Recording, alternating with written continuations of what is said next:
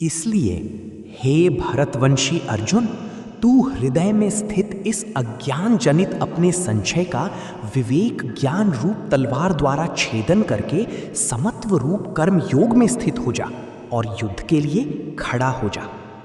42। ओम तत्सदिति श्रीमद् भगवद गीतासु उपनिषत्सु ब्रह्म विद्यायां योग शास्त्रे श्री कृष्णार्जुन संवादे ज्ञान कर्म संन्यास योगो नाम चतुर्थो अध्यायः। अथ पंचमो अध्यायः।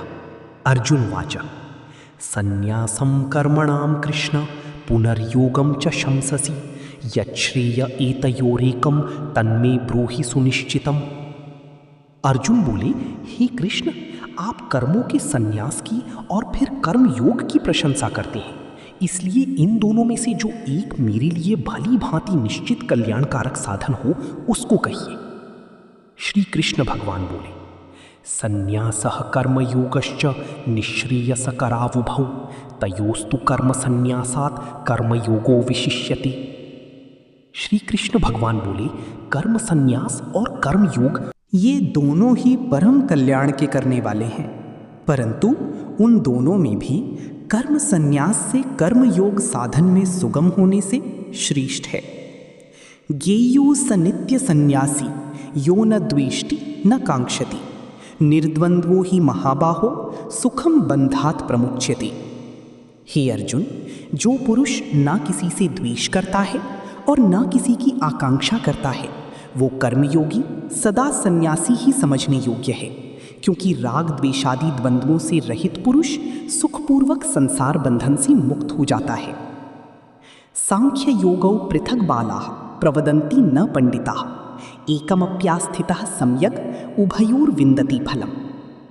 उपर्युक्त संन्यास और कर्मयोग को मूर्ख लोग पृथक पृथक फल देने वाले कहते हैं, ना कि पंडित जन, क्योंकि दोनों में से एक में भी सम्यक प्रकार से स्थित पुरुष दोनों की भोजन करता हुआ, गमन करता हुआ, सोता हुआ, श्वास लेता हुआ, बोलता हुआ, त्यागता हुआ, ग्रहण करता हुआ तथा आँखों को खोलता और मूंदता हुआ भी सब इंद्रियां अपने अपने अर्थों में बरत रही हैं, इस प्रकार समझकर निसंदेह ऐसा माने कि मैं कुछ भी नहीं करता हूँ।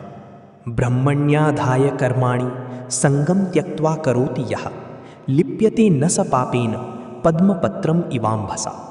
जो पुरुष सब कर्मों को परमात्मा में अर्पण करके और आसक्ति को त्याग कर कर्म करता है, वह पुरुष जल से कमल के पत्ते की भांति पाप से लिप्त नहीं होता।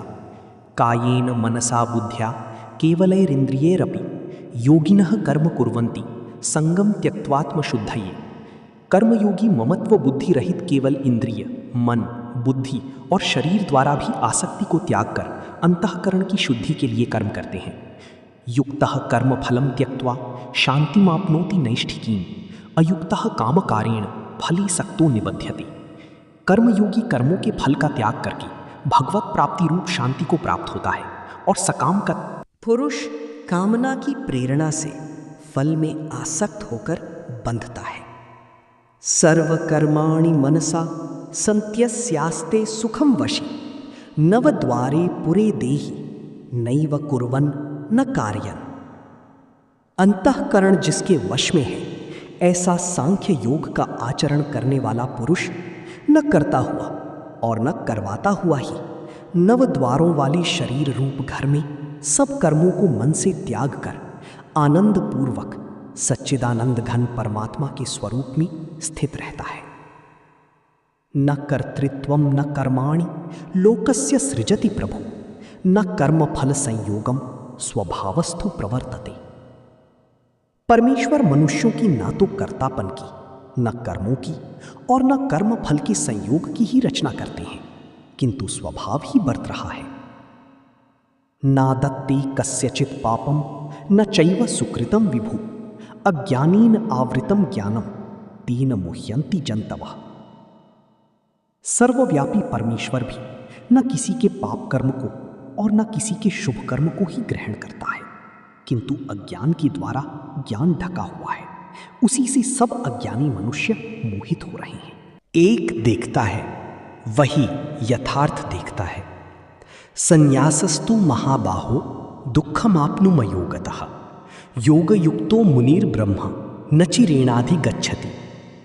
परंतु हे अर्जुन, कर्मयोग के बिना संन्यास अर्थात मन, इंद्रिय और शरीर द्वारा होने वाले संपूर्ण कर्मों में कर्तापन का त्याग प्राप्त होना कठिन है और भगवत स्वरूप को मनन करने वाला कर्मयोगी परब्रह्म परमात्मा को शीघ्र ही प्राप्त हो जाता है।